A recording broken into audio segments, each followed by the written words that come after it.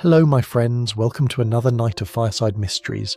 I'm Edward, your host, also from Warm Pages. Before we begin, is there a place from your past, a town, a street, a little shop, that you still think about fondly? Share a memory with us in the comments. I treasure reading them, and don't forget to subscribe. Now relax, our story is ready to unfold. Chapter 1. The Bitter Bloom.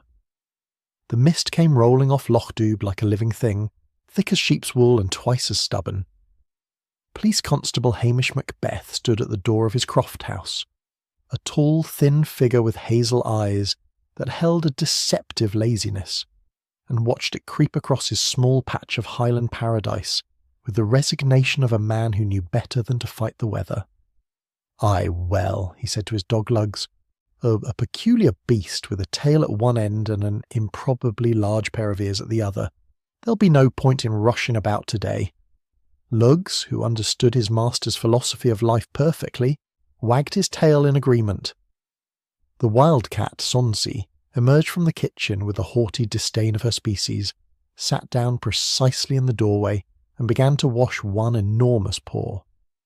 She had been domesticated, if one could use such a word for a creature that clearly believed humans existed solely to open tins of cat food, and she regarded the mist with the same contempt she reserved for most things in life. Hamish checked his sheep, scattered across the croft like woolly boulders, and was just contemplating a second cup of coffee when the telephone shrilled with the particular insistence that meant official business. "Macbeth," he said, knowing before he answered that his peaceful morning was about to end. "Hamish!" The voice of Superintendent Daviot boomed down the line with far too much cheerfulness for a man about to ruin someone's day. "Excellent news. We need you in Strathbane for the flower show, security detail." Hamish's heart sank like a stone in the black waters of the loch. Strathbane was the industrial town that squatted some miles distant like a carbuncle on the face of the Highlands, all concrete and crime and the sort of grim efficiency that made his soul ache. "Security, sir? Surely the Strathbane force can handle a flower show." "Special circumstances, Hamish. We've got a very important judge coming up from London, Julian Vane. Very distinguished. The show's being modernised, you see. Brought into the 21st century." The way Daviot said modernised suggested he'd been reading management books again, which never ended well for anyone. "I see, sir," said Hamish, seeing nothing of the sort but recognising the tone of an order disguised as a suggestion. "Good man. Report to the main tent tomorrow morning. Oh, and Hamish, do try to look, well, professional." The line went dead, leaving Hamish to contemplate the injustice of a world where a man couldn't tend his sheep in peace. The next evening found Hamish in the Strathbane Arms, a pub that managed to be simultaneously too loud and too grim, nursing a glass of tonic water and wishing he were anywhere else. The locals had turned out in force, drawn by curiosity about the famous London judge who'd come to transform their humble flower show into something worthy of the Chelsea Flower Show, or so the posters claimed. Julian Vane stood at the bar like a man who owned it, which perhaps he felt he did. He was short, portly, and possessed of the sort of red-faced belligerence that suggested too much good living and too little exercise. His voice carried across the pub with the authority of a man accustomed to being heard. "Highland heather," he was saying, his London accent cutting through the soft Scots burr of the locals like a blade. "Perfectly pedestrian, grows wild on every hillside, no skill in that. What we need are exotic varieties, sophistication, standards." The silence that fell was the particularly Scottish sort that spoke volumes. Archie McLean, the local fisherman, he set his pint down with a careful precision that suggested violence barely restrained. "And what would you be knowing about Highland flowers, then?" "I know quality when I see it," Vane said, turning to face him. "And I know sentimentality when I see it too. Your little village competitions might have been charming in their day, but this is a serious horticultural event now. We'll have none of your scraggly native plants cluttering up the display tables." "Now, Mr. Vane," came a soft voice from the doorway, "surely there's room for all kinds of beauty in a flower show." Hamish turned to see Mrs. Morag Menzies, a sweet-faced widow who ran the Loch Dubh Heritage Nursery. She was small and neat, with grey hair pulled back in a soft bun, and the sort of gentle manner that made people instinctively lower their voices in her presence. "Mrs. Meanies," Vane said, his tone suggesting he'd already made his judgment. "I've seen your nursery. Quaint, but hardly what we're looking for in terms of competition-grade specimens."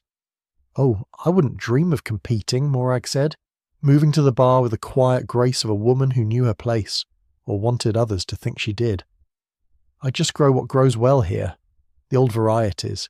Heritage plants, you might say." "Heritage," Vane snorted. "Another word for outdated." Morag smiled, but Hamish, watching her carefully, thought he saw something flicker behind her eyes. It was gone in an instant, replaced by her usual placid expression. "Perhaps you're right," she said softly. "I'm sure you know best. Can I get anyone tea? Mr. McLean? You look as though you could use something calming." She had a remarkable talent for diffusing tension, Hamish noticed. Within minutes she'd settled the ruffled feathers, distributed cups of tea from a flask she'd apparently brought for the purpose, and even convinced Archie that perhaps modern judging standards had their place. Vane, mollified by the deference, launched into a lengthy explanation of his judging criteria that made most of the locals' eyes glaze over. Hamish accepted a cup of tea from Morag and found it accompanied by a warm scone wrapped in a clean cloth napkin. "I thought you might not have had dinner, Constable," she said. "You've a long drive back to Loch-Dubh." "That's very kind of you, Mrs. Menzies. Oh, it's nothing. I just worry about people, you know. Especially when there's so much tension in the air." She glanced at Vane. "He seems a difficult man." "Aye," said Hamish, biting into the scone, which was excellent. "But difficult men are usually all bark and no bite."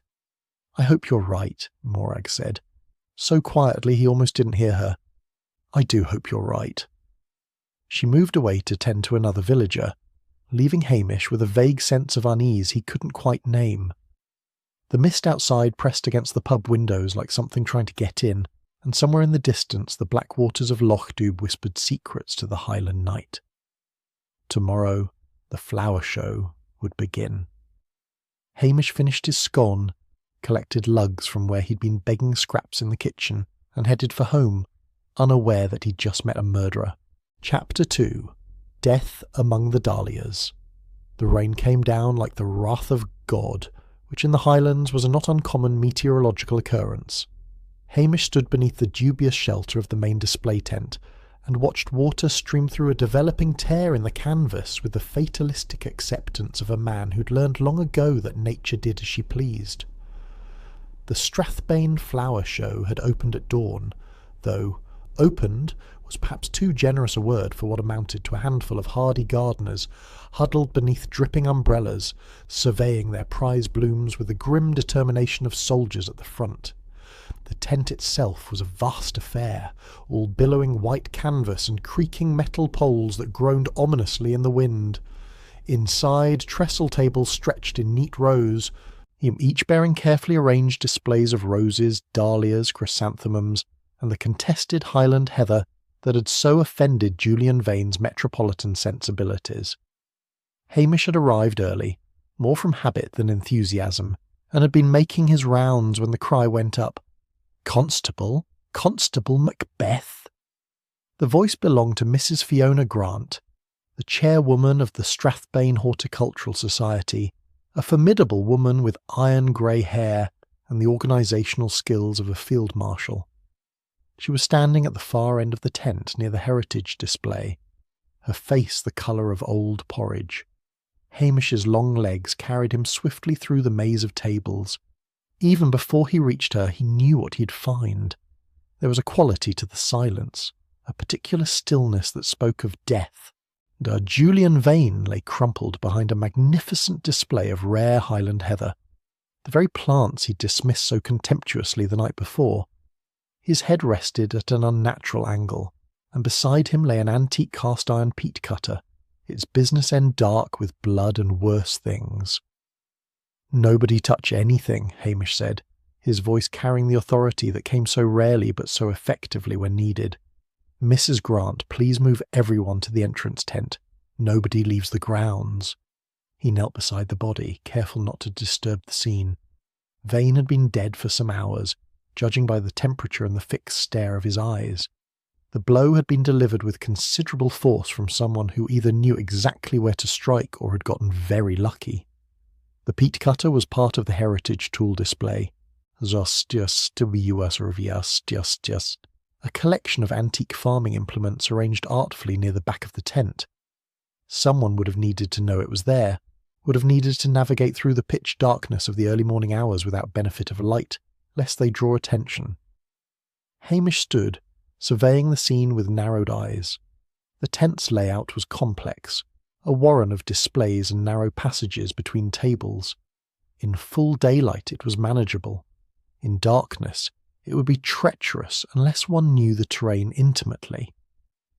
His contemplation was interrupted by the arrival of Detective Chief Inspector Blair, who burst through the tent flap like an angry bull, trailing Detective Sergeant Andy McNabb and Detective Inspector Jimmy Anderson in his wake.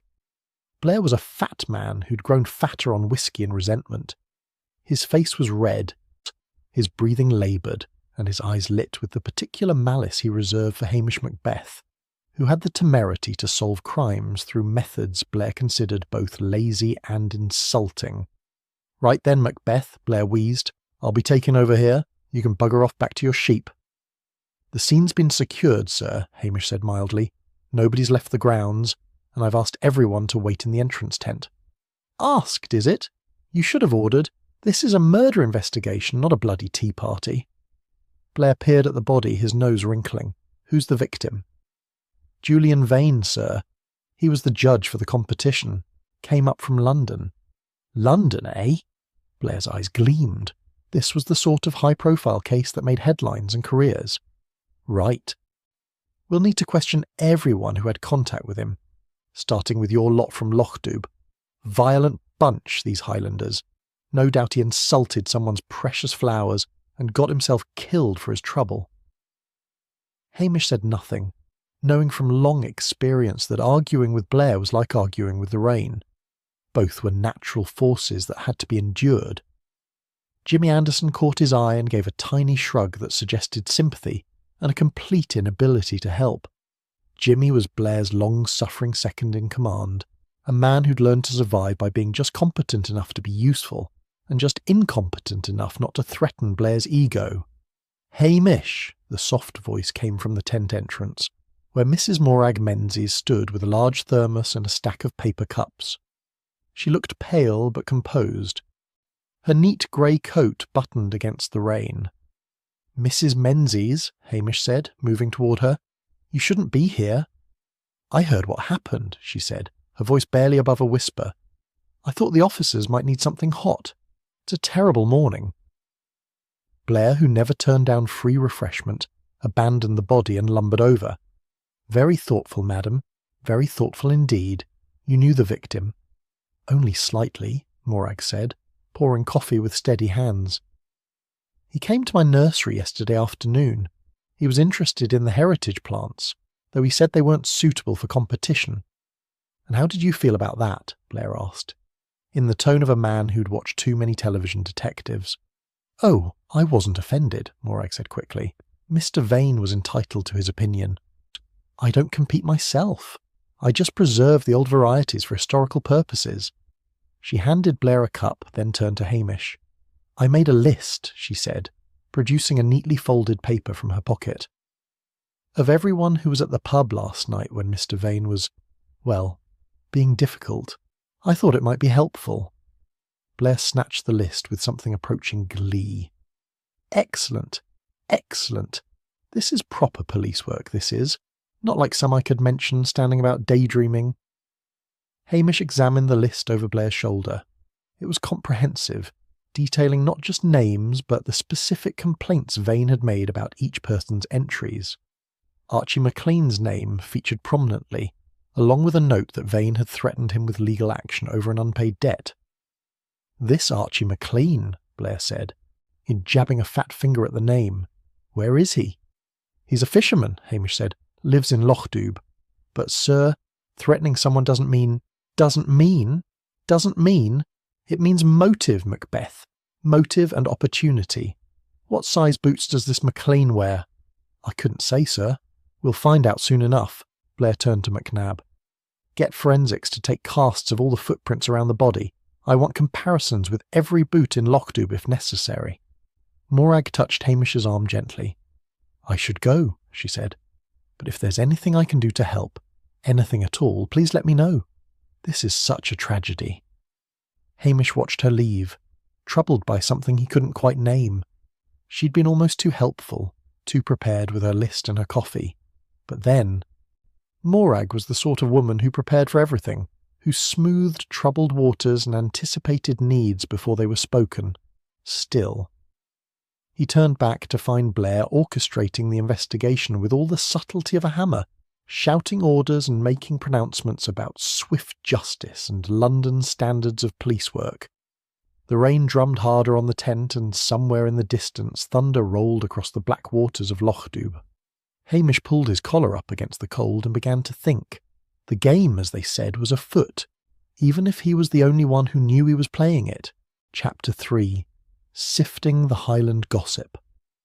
Hamish escaped from Blair's blustering investigation with the ease of the long practice, citing the need to check on his cottage and promising to return should he be needed.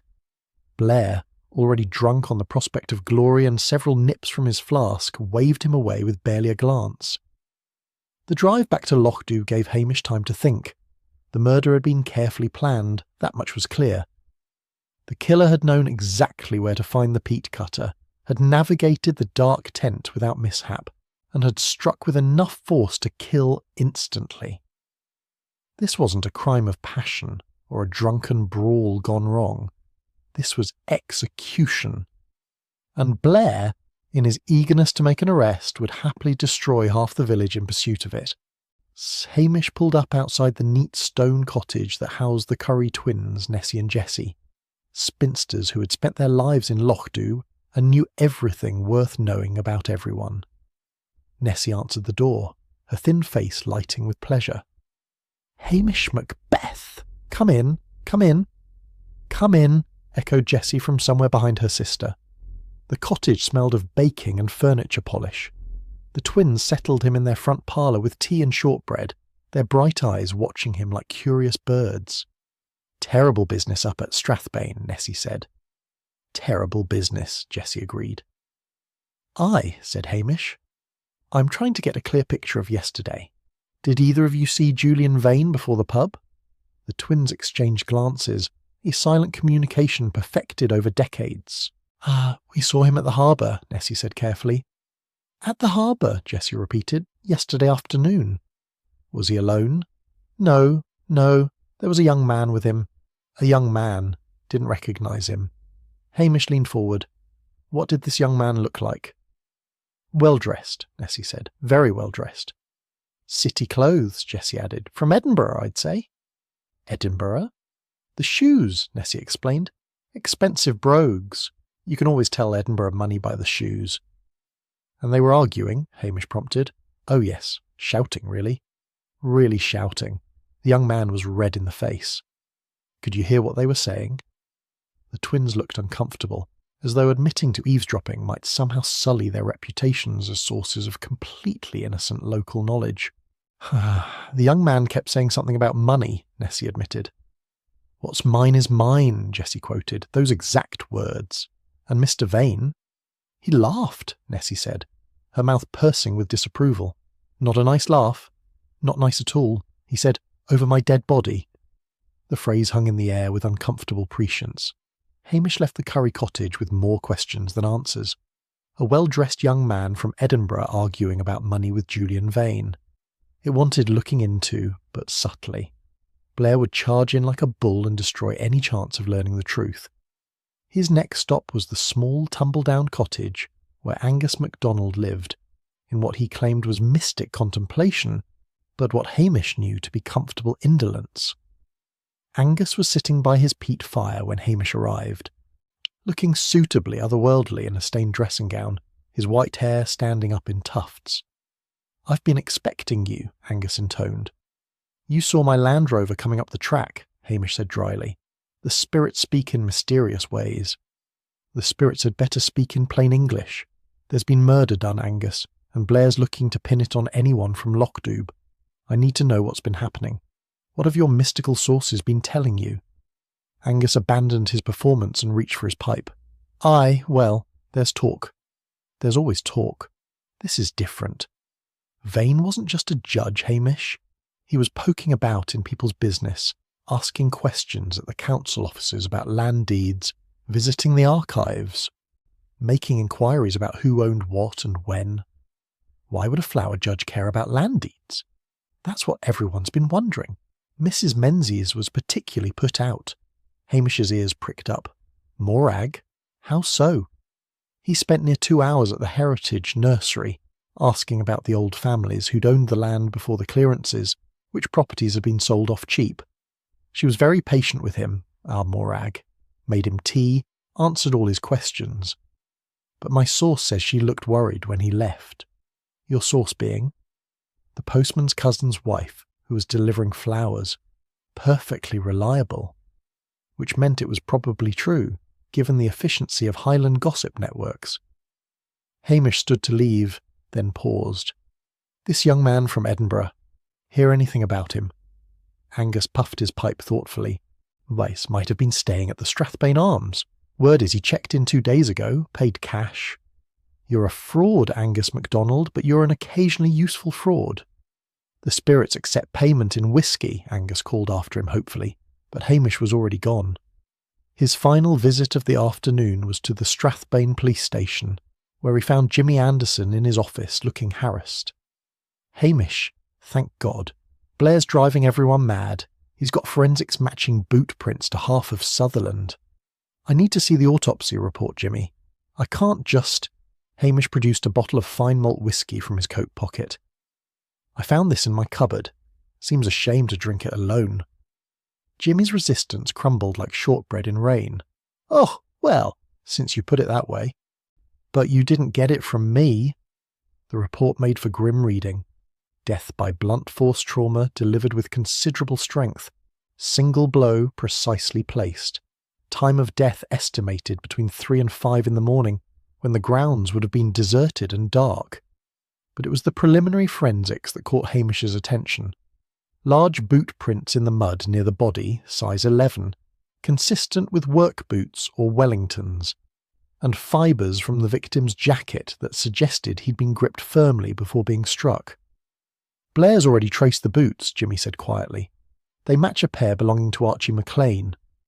Archie owns 6 pairs of wellies, Hamish protested. Every fisherman does. Aye, but these have a distinctive wear pattern, a nick in the left heel. Perfect match. Hamish swore softly. Archie was many things, but he wasn't a killer. Loud, certainly. Prone to drink and complaint about his wife. But not violent. Not in that calculated, cold-blooded way. Blair's planning to arrest him tomorrow, Jimmy said. Make a big show of it. He's already tipped off the newspapers. Of course he had. Blair loved nothing better than public displays of his supposed competence.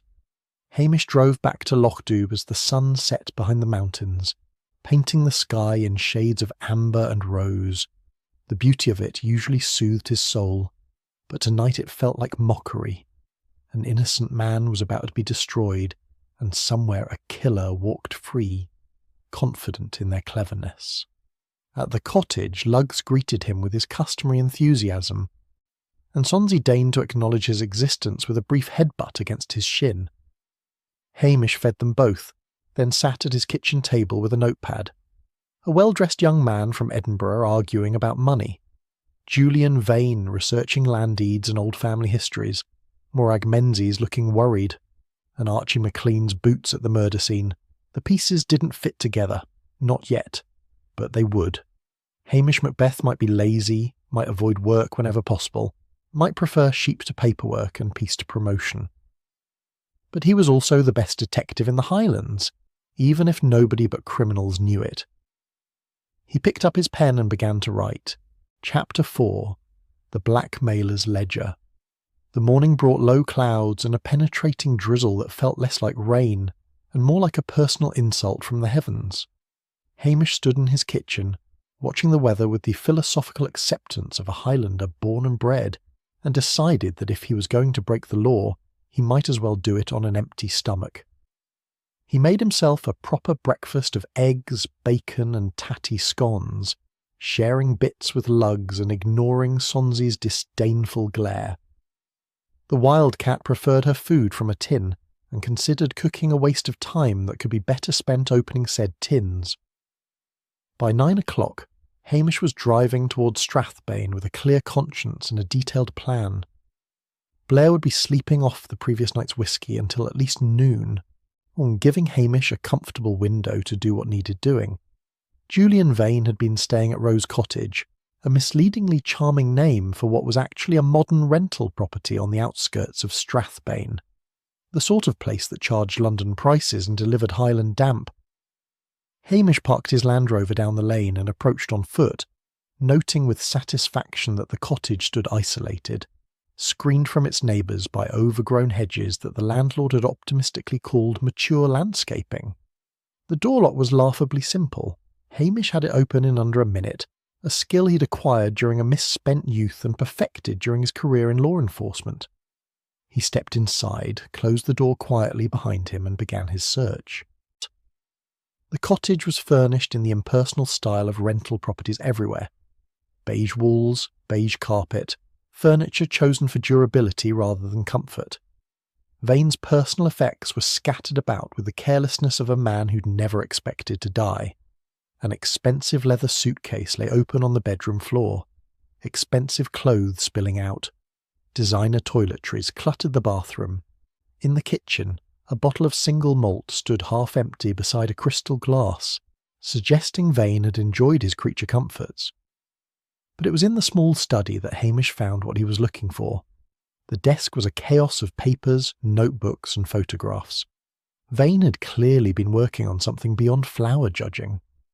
There were printouts from the Land Registry Office, photocopies of old deeds, one and a folder marked Strathbane Historical Properties that made for disturbing reading. Vane had been systematically researching local families, tracing property ownership back generations, but more than that, he'd been looking for irregularities, unregistered boundary changes, sales that hadn't been properly recorded, minor legal oversights that had been forgotten in the decades since the clearances. It was a blackmailer's dream, and Vane had been mining it with the enthusiasm of a man who'd found gold. Hamish photographed the documents with his mobile phone, working quickly and methodically. He was about to leave when he noticed the wall safe, poorly concealed behind a mediocre watercolour of Ben Nevis. The safe was electronic, which should have made it difficult. But Vane had been the sort of man who valued convenience over security. The code, Hamish discovered after 3 attempts, was simply the man's birth year followed by his initials. Inside was a leather-bound ledger that made Hamish's blood run cold. Vane hadn't just been researching property irregularities, he'd been actively using them. The ledger detailed his victims with the careful precision of a man who enjoyed his work. There was Archie McLean, threatened with exposure over a harbour shed that technically sat on council land due to a surveying error in 1947. Dr. Brodie, whose father had sold off a portion of land without properly registering the sale. Others from Lochdub and the surrounding villages, each one facing ruin if Vane chose to make their minor transgressions public. But it wasn't money Vane had been after, or not money alone. Next to each name was a note about rare plant specimens. He'd been forcing the villagers to hand over their prize-winning hybrids, the results of years of careful cultivation, under threat of legal action. Hamish photographed every page, his jaw tight with anger. This was worse than simple murder. Vane had been systematically destroying lives, stealing the fruits of honest labour, all for his own aggrandisement. He was replacing the ledger when he heard voices outside. Moving quickly, Hamish closed the safe, straightened the painting and peered through the window. 2 figures were approaching the cottage. One was Blair's detective sergeant, Andy McNabb. The other was a young man in an expensive coat, his face set in lines of grief and anger. Hamish weighed his options. The back door would make too much noise. The bedroom window was visible from the path. That left hiding, which offended his dignity but preserved his freedom. He slipped into the bedroom closet, pulling the door nearly shut and blessing the gaps in the cheap construction that allowed him to see and hear. Macnab unlocked the front door with an evidence key. As I explained, Mr. Vane, we're still processing the scene. You'll need to identify anything that might be missing. I understand, the young man said. His accent was Edinburgh, educated, money behind every vowel. I just want to find my uncle's papers. The family solicitor needs them. So this was Callum Vane, the estranged nephew from Edinburgh, the well-dressed young man who'd been arguing with his uncle at the harbour. Callum moved through the cottage with the confidence of someone who knew what he was looking for. He went straight to the study, rifled through the papers on the desk with barely concealed frustration. "Is there a safe?" he asked Macnab. "Behind the painting, sir, but we haven't been able to open it. I might know the combination. My uncle was predictable about such things." Hamish watched through the crack as Callum entered the same code that had worked for him. The safe swung open, and Callum's face went white. "It's gone," he whispered. "What's gone, sir?" "A ledger, leather-bound. My uncle kept records in it." Callum turned to face Macnab, and Hamish saw genuine fear in his eyes. It contained sensitive information about his business dealings. If it falls into the wrong hands, there could be serious consequences. What sort of consequences? Legal ones? Financial ones? Callum ran a hand through his hair. "My uncle wasn't always scrupulous in his methods. That ledger could implicate several people in, let's say, questionable transactions." Macnab's eyes lit with the enthusiasm of a man who'd just found a motive. "And you were one of these people, sir?" "I most certainly was not. I despise my uncle's methods. We argued about them constantly." Callum closed the safe with a decisive click. "But I know others who might kill to keep their secrets hidden." After they left, Hamish waited a full 10 minutes before emerging from the closet.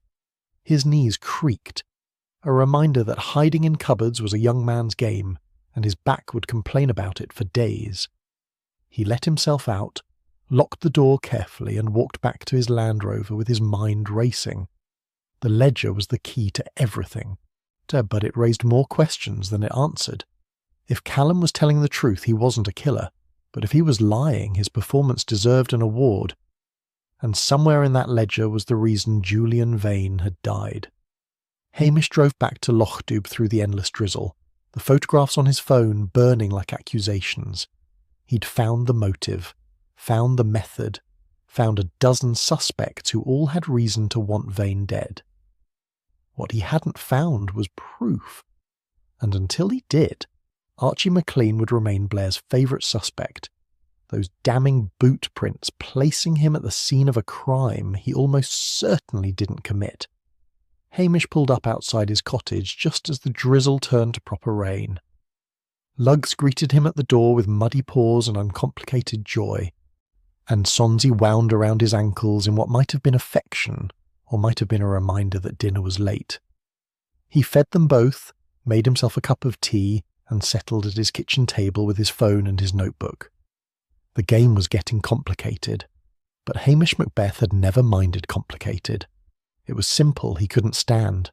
Chapter 5, Expanding the Suspect Pool. The news of Archie McLean's impending arrest spread through Lochdoub with the speed of wildfire through heather. By the time Hamish arrived at the harbour the next morning, half the village had gathered in a state of righteous indignation that would have warmed the heart of any Scottish revolutionary. Archie himself was nowhere to be seen, which suggested he'd gotten wind of Blair's intentions and gone to ground. His boat, the Morrigan, bobbed peacefully at its mooring, nets neatly coiled, giving no hint of its owner's whereabouts.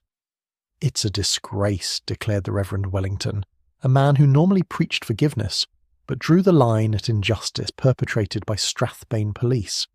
"Archie McLean wouldn't hurt a fly." "Wouldn't hurt a fly," agreed a chorus of villagers.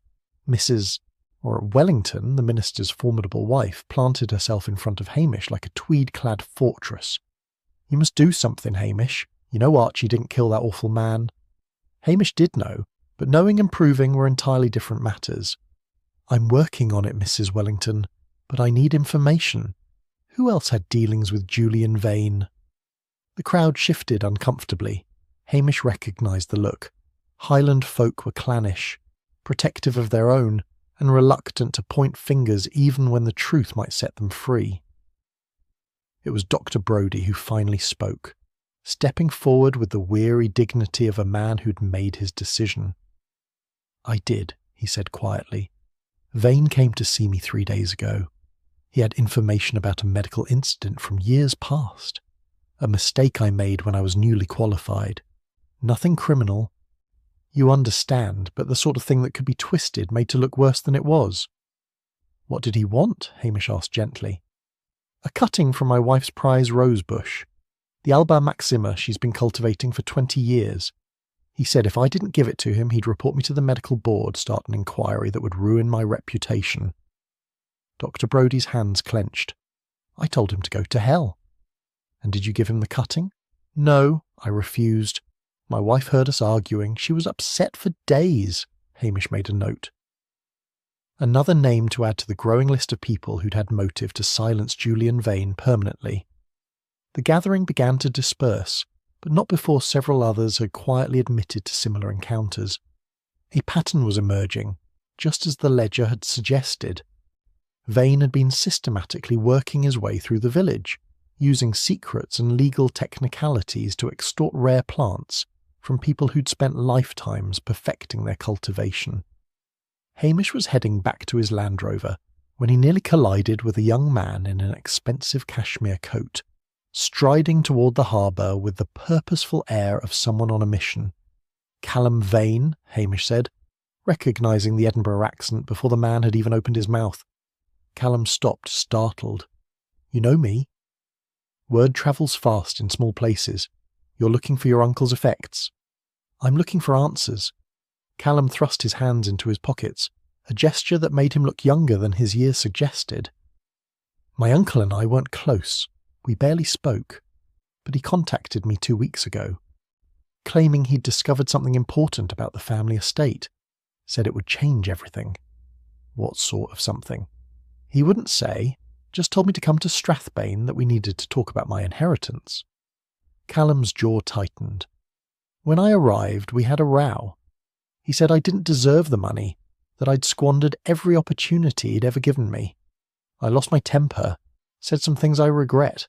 The next morning he was dead." "Where were you between 3 and 5 that morning?" "In my hotel room in Inverness. I drove up from Edinburgh the night before, stopped halfway because I was too angry to continue. The hotel has CCTV. I've already given the footage to your Detective Inspector Anderson." Hamish studied the young man. He seemed genuinely distressed, me caught between grief and anger in the complicated way family deaths often inspired. "Did your uncle mention Loch Dubh? Any of the local people?" "He mentioned a woman, Morag something. Said she ran a heritage nursery, that she was sitting on a gold mine and didn't even know it." Callum frowned. He laughed when he said it. Not a kind laugh. "Morag Menzies? That sounds right. He said something about old debts coming due. I thought he meant money, but with Uncle Julian, it could have meant anything." After Callum left, Hamish sat in his Land Rover and stared at the grey waters of the loch. Morag Menzies kept appearing in this investigation, like a ghost at the edges of vision. Always helpful, always kind, always present with tea and sympathy and perfectly timed suggestions. But what had Vane meant about old debts? His mobile rang. Jimmy Anderson's voice crackled through with barely suppressed urgency. "Hamish, Blair's on his way to arrest Archie. He's got a warrant and a press photographer. It's going to be a circus." "Stall him." "How am I supposed to—" "Tell him you found new evidence. Tell him anything. Just give me an hour." Hamish drove to the Strathbane police station at a speed that would have scandalised the traffic officers if they'd been watching. He found Jimmy in the evidence room, looking harassed. "I can't hold Blair off forever," Jimmy said. "Those boot prints are damning, Hamish.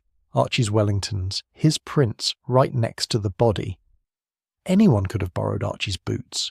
He keeps them in the boat shed, which is never locked." Hamish pulled out his phone, showing Jimmy the photographs of Vane's ledger. "Look at this. Vane was blackmailing half of Loch Dubh. Archie's just one name on a very long list."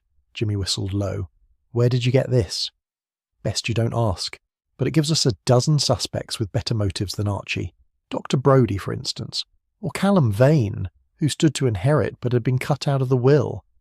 Callum's got an alibi. Traffic cameras put him 50 miles away at the time of death. What about his car? Could someone else have been driving it? Jimmy shook his head. Facial recognition confirmed it was him. The lad's clean, at least for the murder. Hamish scrolled through the ledger photographs, studying each entry. There had to be something he was missing, some connection that would make sense of the whole bloody mess. And then he saw it. At the very back of the ledger, in Vane's spidery handwriting, was a note that made everything suddenly horribly clear. Menzies' property, original deed fraudulent. Land legally belongs to Vane Estate since 1963. Heritage artifacts buried on site. Confronted M.M. She knows everything, claims family right. Amusing. Hamish felt something cold settle in his stomach. Jimmy, I need to see the crime scene photos again, the close-ups of the area around the body. Jimmy pulled up the files on his computer. Hamish leaned in, studying each image with fierce concentration. There, barely visible in the mud near the heather display, was something the forensics team had missed. A small fragment of paper, old and yellowed, with a corner of what looked like wallpaper pattern. The same vintage wallpaper Morag used for her historical botanical records. That's not much to go on, Jimmy said doubtfully. It's enough to ask questions, Hamish straightened. Where's Morag Menzies now? How should I know? Probably at her nursery, being helpful and sweet as usual. But Hamish was already moving toward the door, his mind racing. Sweet Morag Menzies, who'd been so concerned, so willing to point fingers at everyone except herself, who'd known the tent layout intimately from years of participating in the flower shows, who'd had access to everyone's schedules, everyone's secrets, who'd brought him scones and smiled while a killer walked free. "Hamish," Jimmy called after him, "where are you going?" "To stop Blair from arresting the wrong person," Hamish shouted back. "And maybe, if I'm lucky, to catch the right one." Chapter 6. False Trails and Poached Fish. Hamish's certainty about Morag Menzies lasted exactly as long as it took him to discover that Archie McLean had vanished completely, taking with him any hope of a quiet resolution to the case. The fisherman's wife, a formidable woman with a voice that could strip paint and a temperament to match, stood at her cottage door with her arms crossed, and her expression suggesting that if Hamish didn't find her husband soon, there would be 2 murders to investigate. "He's innocent," she declared, her voice carrying across the harbour like a foghorn, "and if that fat fool from Strathbane thinks otherwise, he can answer to me." "I'm sure he can, Mrs. McLean," Hamish said diplomatically, "but I need to speak to Archie before Blair does. Any idea where he might be?" "If I knew. Would I be standing here talking to you?" Which was a fair point, Hamish had to admit. He spent the rest of the morning searching Archie's usual haunts. The pub claimed ignorance. The boat shed was empty save for spare nets and the lingering smell of fish. Even Angus MacDonald, who usually knew where every soul in Loch Dubh could be found, professed mystification. "The spirits are silent on the matter," Angus intoned, which Hamish translated as meaning he genuinely didn't know and was annoyed about it. By afternoon, Hamish was beginning to think Archie had done something spectacularly foolish, like flee to the Western Isles, which would make him look guilty and make Hamish's life considerably more difficult. It was pure chance that led him to the answer. He was driving past the old Sinclair Croft, abandoned since old Malcolm Sinclair had died and his children had moved to Glasgow, when he noticed fresh tyre tracks in the mud. The croft sat isolated at the end of a rutted track, screened by stands of pine that made it invisible from the road. Hamish parked and approached on foot, his long strides eating up the distance. The Croft house was dark and silent, but there was smoke coming from the chimney of the old byre. He pushed open the door to find Archie McLean huddled beside a small peat fire, looking miserable and guilty in equal measure. "Archie," Hamish said wearily, "what are you doing?" "Hiding," Archie said, which had the virtue of honesty if not intelligence. "Blair's going to arrest me, Hamish. Everyone knows it. I saw the way he looked at me. like I was already convicted. Running makes you look guilty. Staying makes me arrested. Archie poked at the fire with a stick. At least out here I've got time to think. Hamish sat down on an upturned crate, noting the supplies Archie had brought. Enough food for several days, a bottle of whiskey for comfort, and a sleeping bag that had seen better decades. "I need your help clearing your name," Hamish said, "but I can't do that if you're hiding in an abandoned byre eating tinned beans." "I didn't kill him, Hamish. I swear on my mother's grave." "I know you didn't, but your boots were at the scene, which means someone borrowed them. Who has access to your boat shed?" "Everyone," Archie said miserably. "I never lock it. Half the village stores gear there." "Could have been anyone." They were discussing the finer points of Highland property sharing when Hamish's mobile rang. Jimmy Anderson's voice came through tight with suppressed amusement. "Hamish, you need to get to the flower show grounds. Now. We've got a situation." "What kind of situation?" "The kind involving Dr. Brodie, a suspicious package, and Blair having conniptions." Hamish arrived at the showgrounds to find it lit up like a film set, police tape everywhere, and Blair directing operations with the manic energy of a man who sensed glory within his grasp. Dr. Brodie stood beside a police car, looking simultaneously defiant and mortified. At his feet was a burlap sack, and the expression on Blair's face suggested he thought he'd found the murder weapon wrapped in a confession and tied with a bow. "Macbeth!" Blair bellowed. "About time. We've caught the doctor sneaking about the crime scene with evidence, probably trying to dispose of it." Hamish looked at the sack, then at Dr. Brodie, whose face had gone an interesting shade of crimson. "It's not what you think," the doctor said. "Then what is it?" Blair demanded. There was a long, painful silence. Dr. Brodie seemed to be engaged in some internal struggle between self-preservation and something that might have been pride or might have been embarrassment. "A salmon," he finally muttered. "What?" "A salmon. Poached from the Anstey Estate River. I caught it last week, kept it in my freezer, and my wife found it this morning. She's very particular about what goes in the freezer, you see, and she's been on about it for days. So I thought I'd bury it out here where nobody would find it and ask awkward questions." The silence that followed this confession was profound. Blair's face went through several interesting colour changes. "You're telling me," he said slowly, "that you were sneaking about a murder scene in the middle of the night to bury an illegally caught fish?" "It seemed reasonable at the time," Dr. Brodie said with wounded dignity. Hamish bit his lip hard to keep from laughing. This was so perfectly, absurdly Highland that it might have been scripted. A man more afraid of his wife's disapproval than a murder investigation. Blair looked as though he might explode. "You could be charged with obstruction of justice, interference with a crime scene, illegal poaching." "Now, sir," Hamish said, stepping forward with the smooth diplomacy he usually reserved for diffusing domestic disputes. "Dr. Brodie has been honest about his mistake, and the salmon has nothing to do with the murder. Perhaps we could handle this quietly. A warning about respecting crime scene boundaries." "Quietly?" Blair's voice rose to a near shriek. "The man is a criminal." "The estate owner is Lord Anstey," Hamish said gently, "who, if memory serves, is a friend of Superintendent Dolviot. I'm not sure the superintendent would appreciate the publicity of arresting his friend's local doctor for a minor poaching offence, especially when we're still investigating a murder." He watched Blair's face as the political calculation took hold. Publicity was a double-edged sword.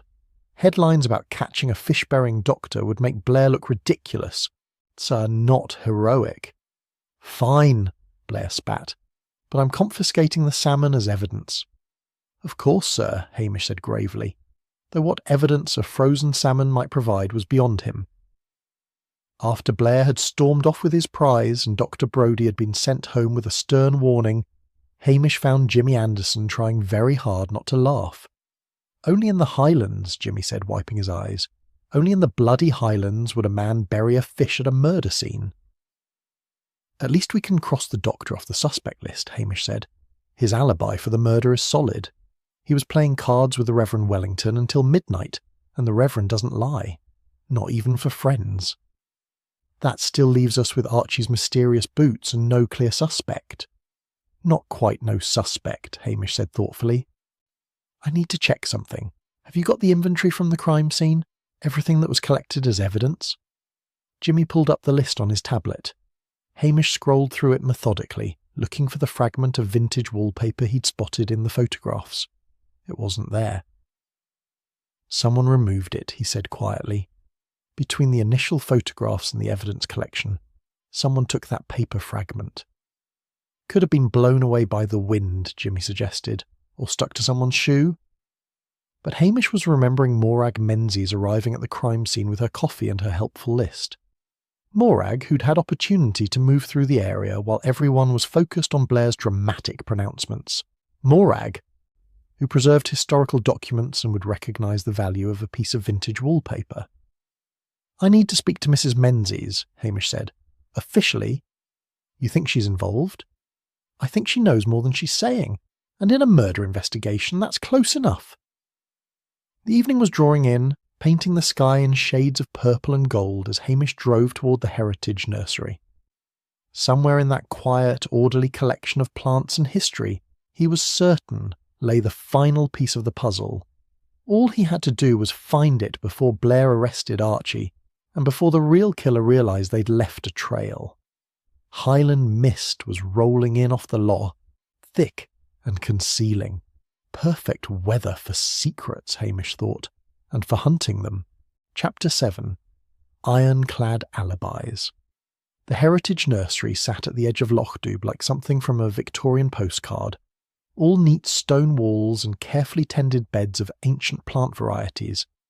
A hand-painted sign proclaimed it the Loch Dubh Heritage Nursery, preserving Scotland's botanical past since 1985.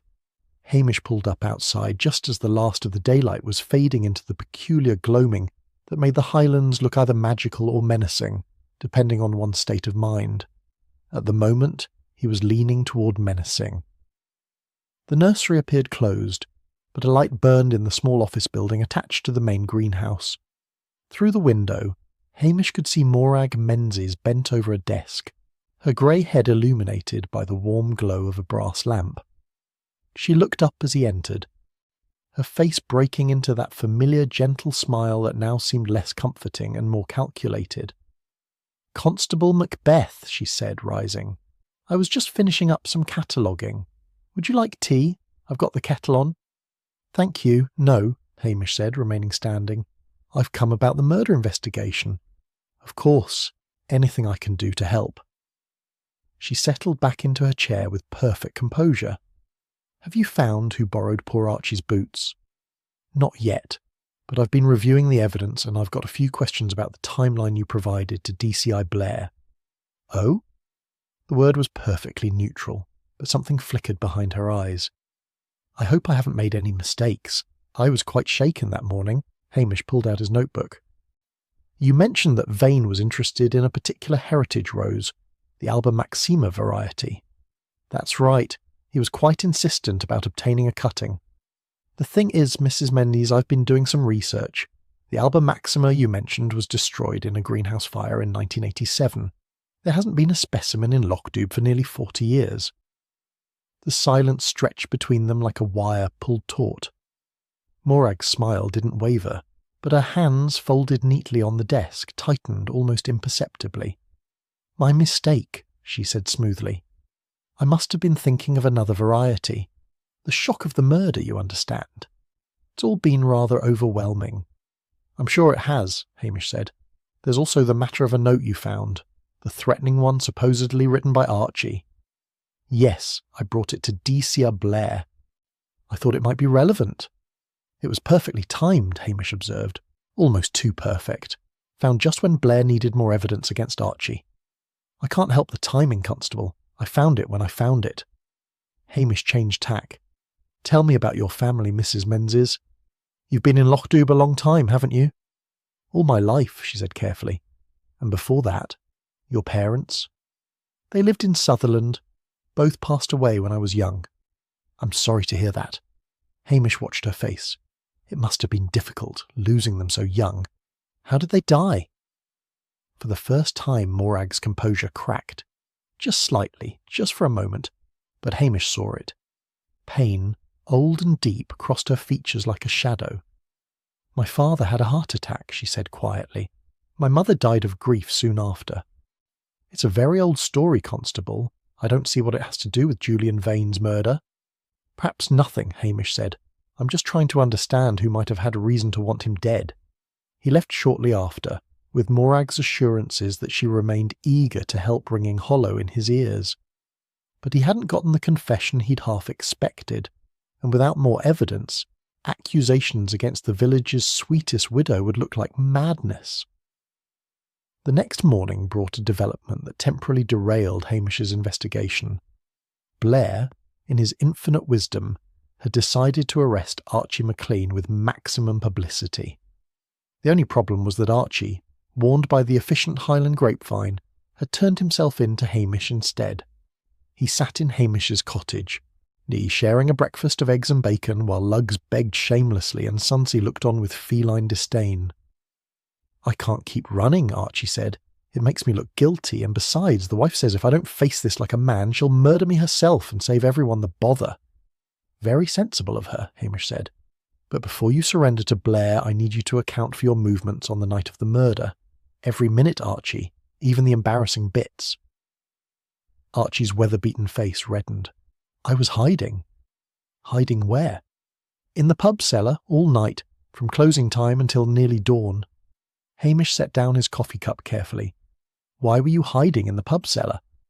"Because my wife thought I was at a meeting of the Fishermen's Association in Strathbane. But the meeting was cancelled, and I didn't want to go home and admit I'd been looking forward to a night away from her tongue." Archie looked miserable. "So I told the publican I'd clean out his cellar in exchange for a bottle of whiskey and a quiet place to sleep it off. Can anyone confirm this?" "Willie, the publican. He let me in through the back door. Didn't want anyone seeing me and getting ideas about the pub staying open after hours." Hamish verified the story within the hour. Willie, when pressed, admitted that Archie had indeed spent the entire night in the cellar, emerging bleary-eyed and repentant just after 6 in the morning. The timeline made it physically impossible for Archie to have killed Vane, which brought Hamish back to the boots. If Archie hadn't worn them to the murder scene, someone else had. Someone who knew where Archie kept his spare wellies and who wouldn't be questioned for being near the boat shed. Someone like nearly everyone in Lochdu. He was pondering this unhelpful conclusion when Jimmy Anderson called with more news. "Callum Vane's alibi checks out completely," Jimmy said. "Multiple CCTV cameras, hotel records, the lot. He was exactly where he said he was. Blair's furious, of course. He was hoping for a nice simple family murder." "What about Dr. Brodie's card game?" "Confirmed. The Reverend Wellington keeps a diary, very detailed. Brodie was there from 8 until midnight, witnessed by Mrs. Wellington and their housekeeper. Blair tried to suggest the Reverend might lie, which didn't go over well. So all the obvious suspects had alibis that were either ironclad or verified by people whose word was beyond question, which meant the killer was someone who'd flown under Blair's radar entirely. Someone who'd been so helpful and so present that nobody had thought to question their movements. Hamish drove back to the flower show grounds, now empty of police but still bearing the scars of their investigation. He walked the perimeter of the main tent, trying to see it as the killer would have seen it on that dark, rainy morning. The tent was a maze even in daylight. In darkness, without a torch, navigation would be nearly impossible unless one knew the layout intimately. Unless one had helped set up the displays, had walked these paths dozens of times over the years. And Morag Menzies had been volunteering at the Strathbane Flower Show for over 2 decades. Hamish stood where the body had been found, behind the heather display. The Heritage Tool exhibit was perhaps 10 paces away, close enough to reach in darkness if you knew exactly where you were going. He closed his eyes, picturing it. Morag arriving early, perhaps with the excuse of bringing coffee or checking on her own modest entry. Vane already there, gloating over his discoveries, perhaps even taunting her. A moment of rage, a weapon to hand, and a lifetime of grievance finding its outlet in one precise, deadly blow.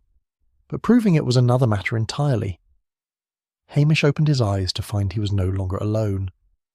Morag Menzies stood at the entrance to the tent, a basket over her arm, watching him with an expression he couldn't quite read. "I thought you might be here," she said softly. "You strike me as a man who likes to understand places, to feel them." "Mrs. Menzies," Hamish said carefully, "did you need something?" "Only to know if you found your killer yet, Constable." She walked toward him slowly, her footsteps sure and steady despite the dim light. "Or are you still chasing shadows?" And Hamish realised, with a cold certainty that settled in his bones, that she knew he suspected her. The question was what she planned to do about it. Chapter 8. The Librarian's Flaw. The confrontation in the tent didn't materialise. Morag simply smiled, handed Hamish a thermos of soup with the observation that he looked as though he hadn't eaten properly, and walked away, leaving him standing there feeling vaguely foolish and clutching chicken broth. It was, Hamish reflected as he drove back to Lochdew, a perfect encapsulation of the problem. Morag Menzies was so relentlessly kind, so unfailingly helpful, that accusing her of murder seemed not just wrong but somehow churlish. Yet the inconsistencies nagged at him like a stone in his boot. Back at the cottage, he spread his notes across the kitchen table, while Lugg snoozed by the fire, and Sonsi pointedly ignored him from her perch on the windowsill. The cat had standards about humans who neglected dinner time for paperwork. Hamish reviewed everything he knew. The timeline Morag had provided Blair was detailed and comprehensive, which was precisely what made it suspicious. Nobody had that perfect a memory of a chaotic morning unless they'd prepared their story in advance. The note allegedly from Archie had appeared at exactly the right moment to shift suspicion. Too convenient. The mention of the Alba Maxima rose that hadn't existed in Lochdew for decades. A mistake, certainly, but from a woman who dedicated her life to preserving heritage plants. That seemed unlikely. And now there was the matter of the vintage wallpaper fragment that had disappeared from the crime scene. Hamish pulled out his phone and scrolled through the photographs he'd taken of Vane's ledger. The entry about Morag was brief but damning. Land legally belongs to Vane Estate since 1963. What had happened in 1963? The answer, he suspected, lay in the Strathbane Public Records Office, which opened at 9 the following morning and closed at 4, with the sort of rigid bureaucratic precision that made Highland timekeeping look positively fluid. The records clerk was a pinched woman named Miss MacLeod, who regarded requests for historical documents with the suspicion usually reserved for bomb threats. It took Hamish 20 minutes of Highland charm and a strategic mention of Superintendent Daviot before she grudgingly led him to the archives. "Land transfers for Strathbane and environs," she said, gesturing to a wall of dusty filing cabinets. "Organised by year. Good luck." The 1963 files made for depressing reading. It had been a bad year for the Highlands. With several small estates going bankrupt and their land sold off piecemeal to settle debts. The Menzies property appeared in July of that year, listed as a forced sale following the death of the owner. But it was the death certificate that made Hamish sit back in his chair with a sharp intake of breath. Malcolm Menzies, age 47. Cause of death, suicide. The newspaper clipping attached to the file was yellowed but legible. It told a sad, familiar Highland story. Malcolm Menzies, a respected nurseryman, had entered into a business partnership with a London investor named Arthur Vane. The partnership had gone spectacularly wrong, with Vane using legal technicalities to seize control of the business and the land it sat on. Menzies, facing ruin and unable to bear the shame, had taken his own life. Yeah, his widow had died 6 months later, leaving their young daughter Morag an orphan, Arthur Vane, Julian Vane's father. The pieces fell into place with the inevitability of a Highland winter. Morag hadn't just known Julian Vane. She'd spent decades living in the village that had once belonged to her family, watching from the sidelines while the Vane family prospered on what she considered stolen land. And then Julian Vane had arrived, researching the very property records that detailed his father's appropriation of her family's legacy, planning to expose the fact that Morag's father had hidden family artifacts on the land to keep them from creditors, planning to mock her, to destroy what little remained of her family's reputation. No wonder she'd killed him. But knowing and proving remained two different things. Hamish returned to Lochdoub with his evidence and went straight to the Heritage Nursery. This time he wasn't looking for a confession. He was looking for proof. The nursery office was exactly as he remembered it. Neat, organised, smelling of earth and old paper. The walls were lined with carefully preserved botanical prints and historical documents, each one mounted on backing paper and protected behind glass. Hamish examined them one by one, and there, in the far corner, he found it. A framed document showing the original deed to the Menzies nursery, dated 1898. The backing paper was vintage wallpaper, the same pattern as the fragment that had been photographed at the crime scene and then mysteriously vanished. Morag had been preserving her family history for decades, using materials that connected her to her past. And she'd been so careful, so meticulous, except for that one small piece that had torn off, perhaps caught on her coat or transferred on her shoe, and left behind at the murder scene. She must have seen it in the crime scene photographs, or perhaps spotted it during her helpful visit with coffee and lists. Removing it would have been simple for someone who belonged there, who everyone trusted. Looking for something, Constable?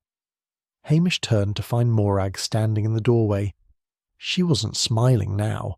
Her face was calm, almost peaceful, like someone who'd been expecting this moment. The wallpaper, Hamish said quietly. You use it to preserve historical documents, your family documents. I preserve many things, Morag said. The past is important. Roots matter. A fragment of this wallpaper was found at the murder scene. The forensics team photographed it but never logged it into evidence. You took it, didn't you, during your helpful visit that morning? Did I? Her voice was mild, conversational. How careless of me. Your father didn't have a heart attack, Mrs. Menzies. The records say suicide, because of what Arthur Vane did to him. Something flickered in Morag's eyes. Not anger, but a deep, abiding sorrow that had been there so long it had become part of her. My father was a good man, she said softly. An honest man. Arthur Vane destroyed him with paperwork and legal tricks. Took our land, our business, our name. My mother died of a broken heart. I was 9 years old. And you stayed in Lochdoub. Where else would I go? This was my home. These plants, these gardens, they're my father's legacy. I couldn't let them die just because a Vane had stolen the land they grew on. So you waited, Hamish said. For decades you waited. And when Julian Vane came to Lochdoub, researching the very land his father had stolen, threatening to expose your family's final secret. The artifacts, Morag interrupted. My father hid them. A few pieces of family silver, some jewellery. Not much, but it was ours. He buried them on the land before the creditors could take them. I've known where they were my whole life. I could have dug them up at any time, but they felt safer in the ground. A connection to him. And Vane found out. He thought it was amusing, mocked me about it, said he'd have me arrested for theft for hiding stolen property, as if my own family's possessions could be stolen from us. Her voice remained level, but her hands clenched. He was going to make a public spectacle of it, drag my father's name through the mud all over again. So you killed him? I defended my family's honour, Morag corrected gently. There's a difference in the Highlands.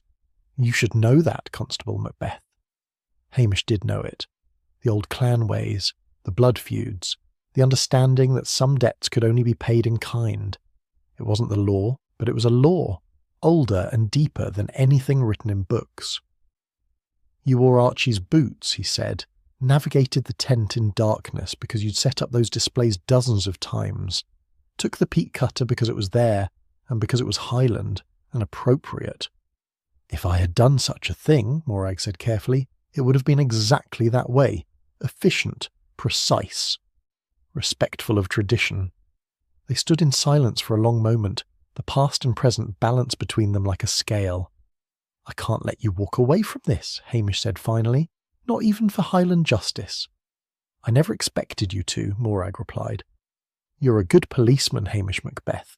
Too good to ignore murder, even when the victim deserved killing."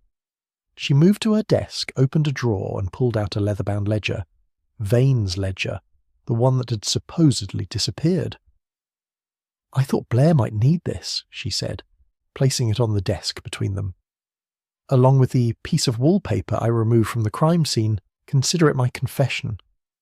And she sat down to wait, her hands folded, her face serene. A woman who'd finally settled an old debt and was content to pay the price. Chapter 9. Sins of the Past. The problem with confessions, Hamish reflected as he sat across from Morag in the quiet nursery office, was that they complicated things. Morag had essentially admitted to murder, but she'd done it in a way that left him uncomfortably aware of the grey areas between justice and the law. "I need to call this in," he said finally. "You understand that?" "Of course," Morag's voice was steady. "But perhaps you'd like to hear the whole story first? I've kept it to myself for so long. It would be a relief to tell someone who might understand." Hamish nodded, settling back in his chair. In his experience, understanding the why of a crime was as important as proving the who. Morag stood and moved to the window, gazing out at the neat rows of heritage plants, each one a living connection to the past. "My father was brilliant with plants," she began. "A true nurseryman, not just someone who grew things for profit. He understood them, loved them, spent years developing hybrids that could survive Highland winters while still producing the blooms that made people's hearts sing." She touched a framed photograph on the wall, faded with age, showing a smiling man in gardening clothes standing beside a young girl. Arthur Vane came to Strathbane in 1962, calling himself a businessman and investor. He was charming, persuasive, full of grand plans for modernising Highland agriculture. My father, bless him, believed every word. They formed a partnership. Vane would provide capital and business expertise. My father would provide the land and the botanical knowledge. "Let me guess," Hamish said quietly. "The paperwork wasn't in your father's favour." "The paperwork was a masterpiece of legal manipulation," Morag said, her voice hardening slightly. "My father signed over effective control of everything, believing they were partners. Within 6 months, Vane had restructured the business, claimed the land as collateral for debts my father never knew existed, and evicted us from our own property." She turned to face Hamish, and he saw tears glinting in her eyes, though her voice remained controlled. "My father fought it, hired a solicitor we couldn't afford, tried to prove fraud. But Vane had connections in London, expensive lawyers, and every document my father had signed worked against him. The court case dragged on for months. The stress, the shame, the knowledge that he'd been so thoroughly outsmarted. It broke him." "The suicide," Hamish said. "They found him in the greenhouse. He'd taken poison, left a note apologising to my mother and me for his foolishness, begging us to forgive him." Morag's voice cracked slightly. "As if there was anything to forgive. He was a good man who trusted the wrong person." "And your mother?" "She lasted 6 months. The doctor said it was pneumonia, but I knew better. She died of heartbreak and defeat. I was 9 years old, orphaned and homeless, sent to live with an aunt in Lochdoub who regarded me as an inconvenience." Hamish let the silence stretch, giving her space to gather herself. "I grew up here," Morag continued. "Went to school with the children of the people who'd watched my family's destruction and done nothing. Not because they didn't care, but because they were powerless against London money and legal trickery. I could have left, should have left, but something kept me here." "The land," Hamish said. "The land," she agreed. "My father's plants were still here, growing wild in places, cultivated by people who'd bought cuttings from him before everything fell apart. His legacy was woven into this village, even if his name had been forgotten. So I stayed. Became a custodian of heritage plants, preserving what he'd created." She moved to her desk, opened another drawer, and pulled out a bundle of letters tied with faded ribbon. These are from my father to my mother, written during their courtship. He was so full of hope, so certain that hard work and honest dealing would lead to success. Reading them now breaks my heart. When did you learn that the artefacts were buried on the land? Hamish asked. I was 12. An old friend of my father's in his cups one night let it slip. Said my father had hidden the good silver before the creditors could take it, that it was somewhere safe on the nursery grounds. I searched for years before I found it, buried beneath what used to be the rose garden. And you left it there? It seemed right. A secret between my father and me. Something the Vanes hadn't managed to steal. She smiled sadly. Childish, perhaps, but it gave me comfort. Until Julian Vane started researching property records. He was more thorough than his father, I'll give him that. Found old surveyors' reports, notes from the original court case. He even tracked down the friend who'd mentioned the buried items. He came to me 3 days before the flower show, very pleased with himself. Morag's hands tightened on the bundle of letters. He told me he'd found evidence that my father had hidden valuable family property to keep it from legitimate creditors. Said he could have me prosecuted for receiving stolen goods, since I'd known about the artifacts and never reported them. He was going to make it a scandal, drag my father's name through the newspapers as a thief and a fraud. What did he want in exchange for his silence? My father's hybrid heathers, the ones that took him 20 years to perfect, that I've been cultivating ever since. He wanted me to sign over the rights. Acknowledge that they'd been developed on Vane property and therefore belonged to him. She laughed bitterly. Everything my father created, Vane wanted to own. Like father, like son. So you planned to kill him? I planned to defend my family's honour, Morag corrected. There's a difference, though. Perhaps not one the courts will recognise. I knew the flower show tent layout better than anyone. I'd volunteered there for 23 years, helped set up every display, knew where every exhibit piece would be placed. The heritage tools were always in the same location. And Archie's boots? I borrowed them 2 days before the show. Archie leaves everything unlocked, bless him. I wore them to the murder scene and returned them afterward, muddied, knowing they'd be found and traced. I'm sorry for that. Archie's a good man. I never meant for him to be seriously suspected. But you provided Blair with a list of suspects and evidence against Archie. I had to provide something. Blair's not clever, but he's persistent. I needed to give him enough to feel he was making progress while ensuring he'd never quite have enough to convict anyone. I calculated wrong about his eagerness to arrest Archie, I admit. That troubled my conscience. Hamish stood, pacing the small office. You manipulated the investigation from the start. The helpful widow, bringing coffee and lists, pointing fingers just subtly enough that Blair thought he was drawing his own conclusions. I've been overlooked my entire life, Constable. The sweet, quiet widow who runs the heritage nursery. Nobody ever questions me because I'm so utterly unthreatening. She met his eyes steadily. It's been my greatest advantage. Hiding in plain sight. Exactly so, though I suppose I'm not hiding any more. She gestured to the ledger and the fragment of wallpaper. You have your evidence. What happens now is up to you. Hamish looked at her. This woman who'd lived with grief and injustice for decades, who'd carefully preserved her father's legacy while planning revenge against his destroyer.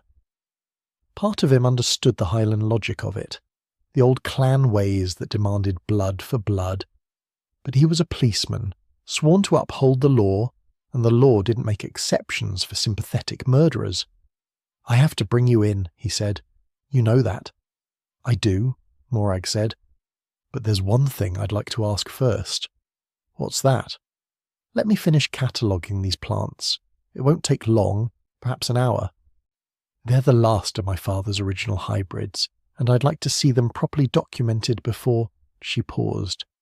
Before whatever comes next, Hamish considered. An hour wouldn't matter in the grand scheme of things, and there was something fitting about letting her complete her father's work before facing justice for defending it. 1 hour, he said. I'll wait. Morag smiled, and for the first time since he'd known her, it seemed entirely genuine. Thank you, Hamish Macbeth. You're a good man. My father would have liked you. She turned to her work and Hamish settled in to wait, watching a murderous catalogue flowers with the gentle care of someone who'd spent a lifetime preserving beauty in a world that had shown her little kindness. Chapter 10. The Lazy Constable's Justice. True to her word, Morag finished her cataloguing in precisely 1 hour. She closed the ledger, capped her fountain pen with a decisive click, and turned to face Hamish, with the composure of someone who'd made peace with their choices. "I'm ready," she said simply. The drive to Strathbane was quiet. Morag sat beside Hamish in the Land Rover, her hands folded in her lap, gazing out at the passing landscape with the air of someone memorising it for a long absence. "Will they hate me?" she asked suddenly. "The village, I mean, when they find out what I've done." Hamish considered the question carefully. Some will understand, some won't. That's the way of things. "I suppose I'll have plenty of time to think about it," she said, and fell silent again. At the Strathbane police station, Hamish found chaos. Blair was in his office, red-faced and bellowing at Jimmy Anderson about incompetence and wasted time and the impossibility of solving crimes when surrounded by idiots. "Sir," Hamish said from the doorway, "I've brought someone in about the Vane murder." Blair swung around, his eyes lighting with predatory interest. "Who?" "Mrs. Morag Menzies. She's confessed to killing Julian Vane." The silence that followed was profound. "The widow?" Blair said finally, his voice strangled. "The sweet old woman who brought us coffee?" "The same. She's in the interview room with a written confession, and the evidence she removed from the crime scene." Blair's face went through several remarkable colour changes. "You're telling me that while I've been chasing down proper suspects, the killer was the woman making tea?" "It appears so, sir." Jimmy Anderson, standing behind Blair, was making heroic efforts not to smile. Blair stormed past Hamish toward the interview room. What followed was predictable. Blair blustered, Morag remained calm, and within 20 minutes it became clear that she had no intention of denying anything. She'd killed Julian Vane. She'd worn Archie's boots to implicate him. She'd manipulated the investigation from the beginning. And she had absolutely no remorse for killing a man who'd mocked her murdered father's memory. The newspapers, when they got hold of the story, had a field day. "Sweet widow's deadly revenge," screamed one headline. "Heritage killer strikes at flower show," declared another. Blair, determined to salvage something from the debacle, called a press conference where he took full credit for solving the complex case through dogged police work and attention to detail. Hamish, watching from the back of the room, caught Jimmy Anderson's eye. Jimmy raised his coffee cup in a silent toast. 2 weeks later, Hamish was called to Superintendent Daviot's office. He made the journey with the resignation of a man who knew exactly what was coming. Daviot sat behind his desk, looking simultaneously pleased and disappointed, a combination Hamish recognised from long experience. "Hamish," Daviot began, "I wanted to personally commend you for your excellent work on the Vane murder case." "Thank you, sir, but DCI Blair really deserves the credit." Yes, Blair's been most vocal about his contribution." Daviot shuffled papers on his desk. "However, your name has come up in discussions about promotion. There's a sergeant's position opening in Strathbane. Better pay, more responsibility, a proper career path." Hamish's heart sank like a stone. "That's very kind, sir, but—" "I know you're attached to Lochdo," Daviot interrupted, "but surely you can see the advantages of advancement. You're wasted in that backwater, Hamish. A man of your talents deserves better. With respect, sir, I'm quite happy where I am." Daviot sighed. "Blair said you'd say that. In fact, he was quite insistent that you weren't suitable for promotion.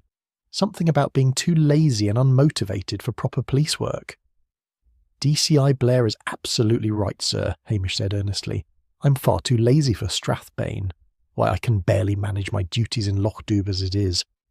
Promotion would be wasted on me." Daviot regarded him with the expression of a man who suspected he was being managed but couldn't quite prove it. "Very well, Hamish, if you're certain." "Completely certain, sir." "Then I suppose you'll continue as you are, though it does seem a waste." Hamish left the office with a spring in his step and drove back to Lochdew through weather that had turned sunny, as if the Highlands themselves approved of his decision. At the police station, he found a small crowd waiting. The Curry twins, the Reverend and Mrs. Wellington, Dr. Brodie, even Archie McLean, freshly released from suspicion and looking considerably relieved. "We heard about Mrs. Menzies," Nessie Curry said. "Heard about Mrs. Menzies?" Jessie echoed. "Terrible business," added the Reverend Wellington, though his tone suggested it was terrible in a complicated way. "She was a good woman," Dr. Brodie said quietly, "driven to a bad act by an evil man. The old ways would have understood that." Hamish nodded. The old ways would have called it justice, pure and simple. The modern law called it murder. Both were true in their fashion. "What will happen to the heritage nursery?" Mrs. Wellington asked. "All those plants she worked so hard to preserve." "The village council is taking it over," Hamish said, "making it a proper memorial to her father. It seems fitting." The crowd dispersed slowly, each person stopping to shake Hamish's hand or pat his shoulder, the Highland way of acknowledging a job well done without making a fuss about it. That evening, young Hamish sat in his kitchen with lugs sprawled across his feet and Sonsie purring in her basket by the fire.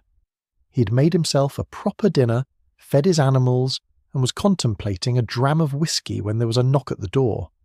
Jimmy Anderson stood on the step, looking uncomfortable. "Thought you should know," Jimmy said. "Morag Menzies has been formally charged. The trial will be in Edinburgh probably next spring. Her solicitor's planning a defence based on diminished responsibility and historic injustice. Will it work? Not likely. She confessed too completely, showed too much premeditation. She'll go to prison, Hamish." Hamish nodded slowly. She knew that when she did it. "Aye. Some debts can only be paid one way." Jimmy shifted his weight.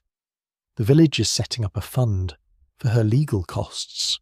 Thought you might want to contribute." "I will." After Jimmy left, Hamish poured himself that whisky and sat by the window, looking out at Lochdew sleeping peacefully under the stars. The black waters of the loch reflected the moon, and somewhere in the distance a sheep bleated its contentment. Morag Menzies would spend years in prison for taking a life, regardless of how much that life had deserved taking.